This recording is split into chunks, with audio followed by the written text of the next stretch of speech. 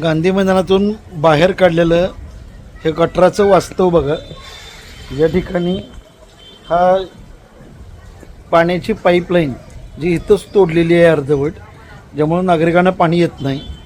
आणि हा भ्रष्टाचारी ठेकेदार अवी कुलकर्णी आणि हे महापालिकेचे भ्रष्ट अधिकारी यांच्यामुळे जनतेला नाहक त्रास होत आहे. महापालिका प्रशासनाने यात वेळीच लक्ष घालून ही पाईपलाईन पाण्याची त्वरित दुरुस्त करावी, अन्यथा मनसे स्टँडने यांच्या विरोधात तीव्र आंदोलन केले. गांधी मैदानातून बाहेर पडलेल्या या गटारातल्या पिण्याच्या पाईपलाईनची अवस्था, हे सगळं गटाराचं पाणी याच्यात मिक्स होतं आहे. आणि जी महत्त्वाची जी लाईन आहे पाण्याची, ती महत्त्वाची पाईपलाईन या ठिकाणी जर आपण बघितलं, एंडकॅप लावून या ठिकाणी बंद केलेली आहे, ज्याच्यामुळे शिवाजी पेठेला नाहक पिण्याच्या पाण्याचा त्रास सोसावा लागत आहे. महापालिकेचे जल अभियंता, उपजल अभियंता, शहर अभियंता, उपअभियंता या सर्वांचं ह्याच्याकडे जाणीवपूर्वक दुर्लक्ष होत आहे.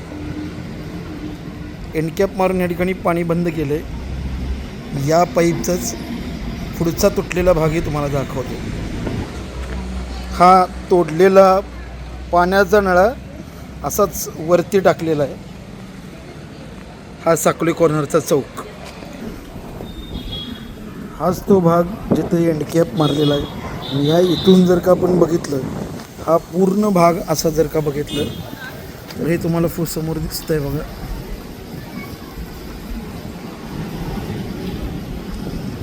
हे बघा, हा पुढील बाजूचा नळा असाच त्याने सोडलेला आहे. आणि मध्ये फुटलेली जी पाईपलाईन आहे ही वरच्या बाजूला अशीच टाकलेली आहे.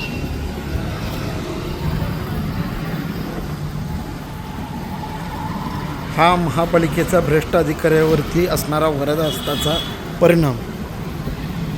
भोगा कोल्हापूरकरांनो.